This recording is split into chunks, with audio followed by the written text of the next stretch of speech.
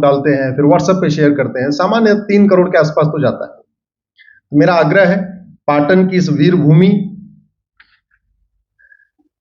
से आप लगातार हमारे साथ संवाद करिए, और अभी तो हम आपसे सवाल पूछ रहे हैं, और उसके बाद आप हमसे सवाल पूछेंगे, हम आपको उत्तर देंगे। ऊपर वाले को क्या पसंद है? ऊपर वाले का मतलब हिंदू भगवान मानते हैं, मुस्लिम उसको अल्लाह कहते हैं, क्रिश्चियन उसको गॉड कहते हैं, जो जिसको जो कहते हैं। ऊपर वाले को सत्य पसंद है कि असत्य? जोर से बोलिए जरा। ऊपर वाले को हिंसा पसंद है कि अहिंसा? चोरी पसंद है कि ईमानदारी? ब्रह्मचर्य पसंद है कि व्याभिचार? शौच पसंद है कि गंदगी? संतोष पसंद है कि असंतोष? ऊपर वाले को धर्म पसंद है कि अधर्म? रीति पसंद है कि कुरीति? प्रथा पसंद है कि कुप्रथा? महिला पुरुष में समानता पसंद है कि असमानता? देश के सभी इंसान को एक समान मानता है कि अलग अलग मानता है? ऊपर वाले को वसुधैव कुटुंबकम पसंद है या नफरत? ऊपर वाले को नारी तू नारायणी पसंद है या महिला पुरुष अलग अलग हैं? बस आपको यूनिफॉर्म सिविल कोड समझ में आ गया।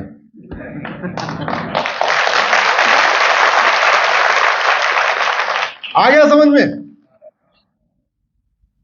अब तो बंद भी कर दूं तो बात बन गई। अब तो बंद भी किया जा सकता है। देखिए, यूनिफॉर्म सिविल कोड एक पॉलिटिकल फुटबॉल हो गया है, लेकिन यह यूनिफॉर्म सिविल कोड भारत के संविधान में तब आया था जब जनसंघ की स्थापना नहीं हुई थी, जब बीजेपी की स्थापना नहीं हुई थी, और तो और छोड़िए, जब मोदी जी का जन्म भी नहीं हुआ था। मोदी जी की डेट ऑफ बर्थ है 17 सितंबर 1950,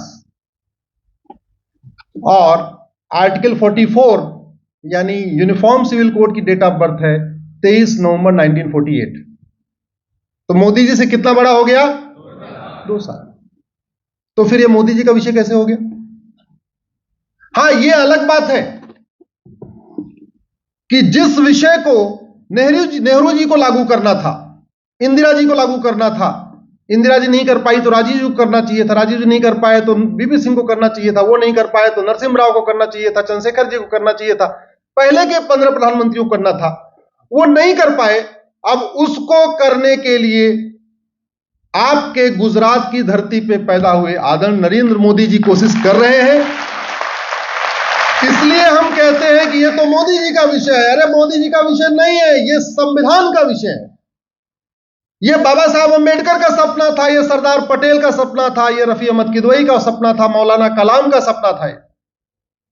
ये हमारे जो 300 लोग संविधान सभा में थे, 1-2 नहीं 300, उन 300 लोगों का सपना था कि भारत को भारतीय मूल्यों के अनुसार, भारतीय संस्कृति के अनुसार, भारतीय प्रथा के अनुसार, भारतीय परंपरा के अनुसार, भारत की जीवन शैली के अनुसार जब हम स्वतंत्र हो चुके हैं, तो गुलामी की भाषा, गुलामी की निशानी, गुलामी के रीति रिवाज, गुलामी की परंपरा, सब कुछ गुलामी का खत्म होगा। अब भारत चलेगा भारतीय संस्कृति के अनुसार। और भारत की संस्कृति में महिला पुरुष में भेदभाव नहीं किया जाता, बल्कि भारत की संस्कृति में बेटी को तो बेटे से ऊपर रखा जाता है। इसका उदाहरण आप पुराने राज्यों को देखिए, किसी भी राजकुमार का नाम उस राज्य पे नहीं था, लेकिन राजकुमारियों का नाम उस राज्य पे था। गंधार राज्य की राजकुमारी, जोर से बोलिए, कौशल की राजकुमारी, सौमित्र की राजकुमारी, पांचाल की राजकुमारी, ये हमारे देश की परंपरा थी। ये हमारे देश की परंपरा है। हमारे देश दुनिया में महिलाओं के प्रति 3 विचार है। एक भारतीय विचार, एक अमेरिका और यूरोप का विचार, और एक अरब का विचार। भारत का विचार है नारी तू नारायणी। नर तू नारायण भारत का विचार नहीं है, नारी तू यत्र नारंती पूज्यते रमनते तत्र देवता। जहां नारी की पूजा होती है, जहां नारी का सम्मान होता है, वहां देवता निवास करते हैं। ये कहां की परंपरा है? तो भारत में हमने महिला पुरुष को, बेटे और बेटी को, पुत्र और पुत्री को बराबर नहीं माना, बल्कि पुत्री को थोड़ा ऊपर का दर्जा दिया। इसलिए हमारे किसी भी त्योहार में पुरुषों की पूजा होती है क्या? नवरात्रे में किसकी पूजा होती है? कन्या पूजन होता है। साल में 2 बार किसकी पूजा होती है? कन्या पूजन। दूसरी सोच अमेरिका और यूरोप की है।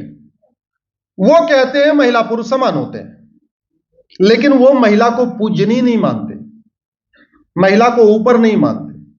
समान मानते हैं, लेकिन महिला को उपभोग की वस्तु मानते हैं। मैं संसदीय शब्द यूज कर रहा हूं, बाकी आप खुद समझ सकते हैं। इसीलिए अरब और यूरोप में बहुत छोटे छोटे कपड़े महिलाओं को पहनाए जाते हैं, क्योंकि उनको वो उपभोग की वस्तु मानते हैं। वो चाहते हैं महिला का प्रत्येक अंग दिखता रहे, और वो सार्वजनिक उपभोग की वस्तु मानते हैं। तीसरी विचारधारा अरब की है। वो भी महिला को पूजनीय नहीं मानते, बेटी को पूजनीय नहीं मानते, बेटी को ऊपर नहीं मानते। वो भी महिला को उपभोग की वस्तु मानते हैं, लेकिन वो प्राइवेट उपभोग की वस्तु मानते हैं कि ये केवल मेरे उपभोग की है, सार्वजनिक उपभोग की नहीं है। इसलिए उसको ऊपर से लेकर नीचे तक काले कपड़े में ढक देते हैं, उसकी आंख भी कोई ना देख पाए, केवल मैं ही देखूं। ये 3 विचार हैं पूरी दुनिया में महिलाओं के प्रति।